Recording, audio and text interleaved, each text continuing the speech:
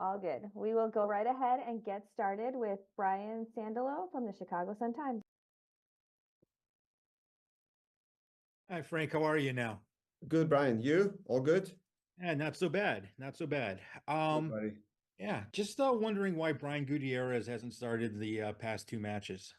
No, I think it's all about form, Brian, and we uh, have to manage a whole team, and I think it's a long season, and I think players go in and out of form. And I think with Guti as a young player, I think that's also the case, and our ability to have much better depth this year in every position, I think that's I think that's very important. It was very important going into the offseason to do that. So I think it's just form with him. And you guys are not here every day in training to see how things are going and the preparation, but it's just normal. It's a long season. I think that also with him, a lot of minutes logged. It's obvious that there are moments that I think it's either fatigue, mental fitness, mental fatigue also at times that we need to manage the young player in his minutes and moments when he needs also to recover.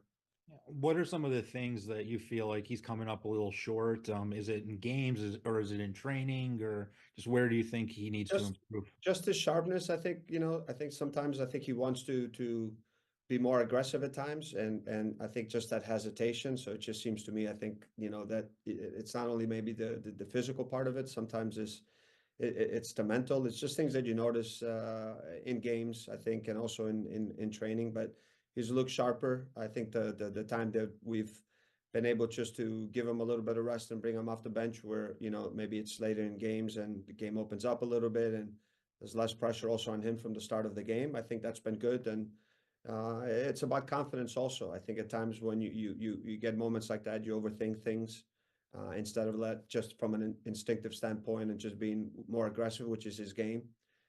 So it's just little things, but I think that look, I think we've been able to manage that. It's good that we've been able to give him some a little bit of a break with some of the games and come off where he can impact the game like he did in Houston at home late, and I think that's been really good for him as a Thank young you. player also to learn not only in the field. I think it's also from outside watching also. Cool. Thank you very much. Thank you. Next, we'll go to Joe Chats from OnTap Sportsnet. Thanks, E. Thanks, Frank. How are you doing today? Good, Joe. You're not the first one today, man. Brian beat you to it. I will always cede first for Brian. I know my Okay, good, good.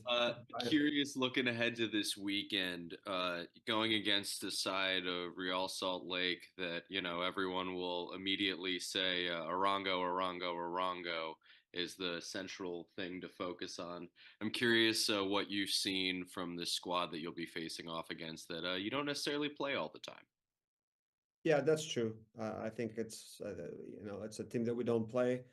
But I mean, look, I mean, just looking at it from the games that I watched, I think it's a team that's very well organized. Obviously, it's a really hardworking team, a team that's really good in transition, especially on the right side with Gomez, and obviously Arango, also with his pace, his ability to, to really punish team with the chances he gets, and Luna also a player on the other side that comes inside and can create certain overloads and his quality on the ball. So it's a team that's coming in and playing really well with confidence. That's going to work extremely hard, and um, we don't face them. We do every couple of years, so it's actually exciting for us to get an opponent that we haven't seen for a while. And we know it's going to be a difficult match. We were preparing extremely well this week and really focused, especially one game at a time. But it's a big opportunity for us now with this homestand to get momentum and start climbing the ladder. Thank you, Coach. Thank you. And today, Alex Calabrese is feeling a little under the weather. We have Tim Hotze from Men in Red 97. Hi, Frank. Thanks.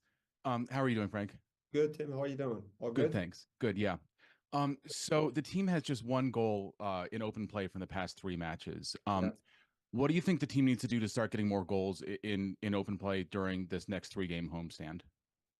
No, I think the one thing is that be way more aggressive in the final third. I think that we have a tendency once we're able to penetrate and break lines, then our ability to accelerate the game, our ability to get service in the box, has the ability to get more numbers in the box. It's been a big focus, not only this week, also from the past weeks. And then, when you look at the last game against the Red Bulls, especially the second half when they go down to man, and I think,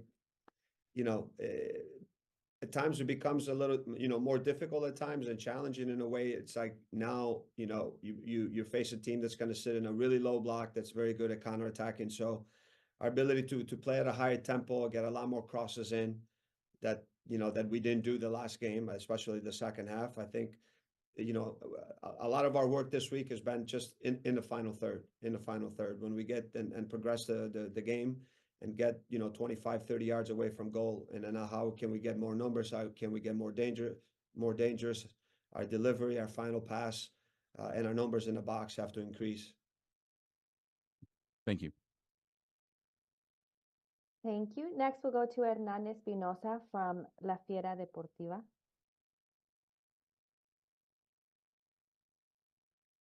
Frank, can you hear me? Yes, perfect, Hernan. How are you?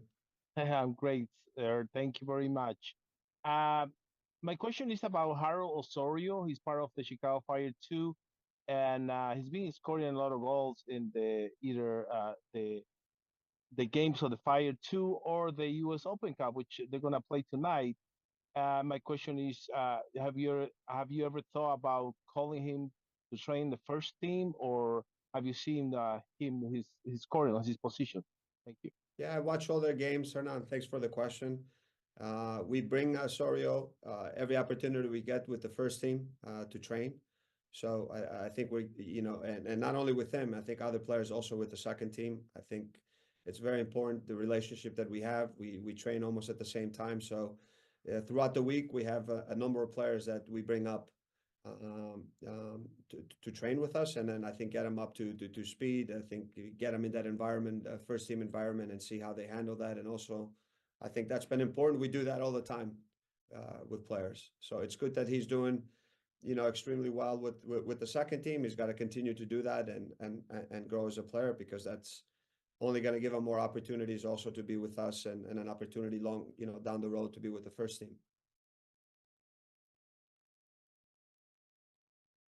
Thank you.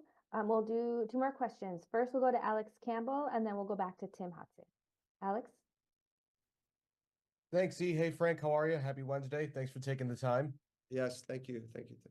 I know that with the past Open Cup matches, regardless of who the eligible player list has been, we've seen kind of a consistent group of guys from the first team getting opportunities there. Does the fact that the level of opponent, particularly starting in this game tonight, a USL Championship team, does that raised level impact at all the way you guys are making first teamers available to be in the squad for a game like tonight? Yeah, I mean, I think, look, I think the second team, we have really good squad of younger players also, and then the opportunity where we can, give them first team players. I think that's always a case that we look into situations like that. I mean, but the most important thing is also for us, it's also the first team and getting ready for this game Saturday. We've had some injuries and setbacks, and I think that also we have to look into that to see how that impacts our ability to loan more players, because we got to have at least everyone ready for our match Saturday. And so that's the first thing always. When we have an opportunity to do so, we do so. I think that there's going to be a couple players there tonight, and I think that our second team is really well positioned. They have a good coach, and I think that I think they're going to take that next step and advance in tonight. That's my belief, or at least I'm very optimistic and positive. Yeah, hoping so. Thanks, Frank. Yep, thank you, Tim. Thank you. Last question to Tim.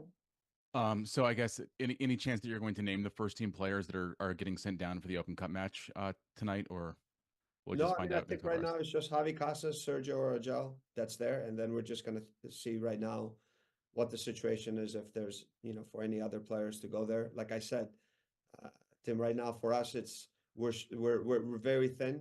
We're very thin, especially with Tobias getting elbow with his concussion protocol. He's going to be out for this game, and Goodman has just been training for a couple of days. So we have to take all that into consideration, because we will also we want to help the second team, but also the most important thing for us also is Saturday. Sure. So it sounds like Gutman is actually back in full training with the team now. He's been training on and out. I mean, not completely over 90 minutes with every exercise, but yes, he's integrating slowly. He's looking good, which is really positive for us. And I think if this continues, I think he'll be available for Saturday. Great news. Thank you. Yeah, thank you. Thank you, Coach. Thank you, guys. Take care. Thank you, everyone. Chris.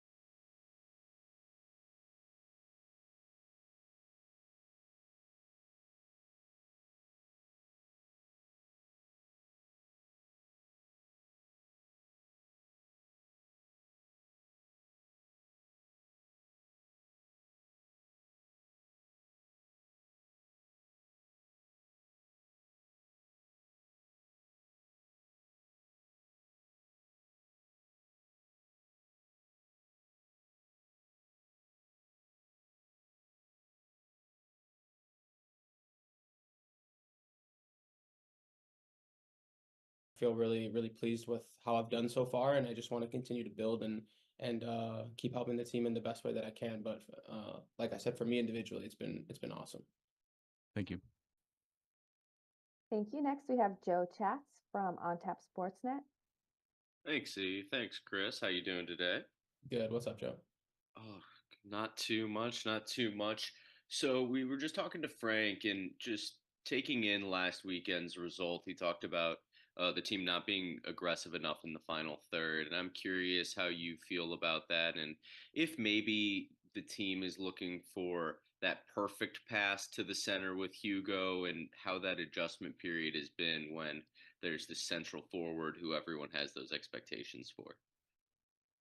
Yeah, I mean, obviously we need to get him a bit more service and just have a little bit more courage on putting the balls in the box. I think that's something that might be limiting guys and holding guys back just in general in football, maybe not even here, but it's that fear of losing the ball, and it's about having guys who, aren't afraid to risk failing, to go at a guy and to lose the ball, or, to put in a cross and it miss, right? And then you have guys on top of you saying, oh, keep the ball, this and that. But if you don't have guys who are willing to take those risks, really willing to like unbalanced teams by taking someone on the dribble and leaving yourself susceptible to a mistake, it becomes difficult.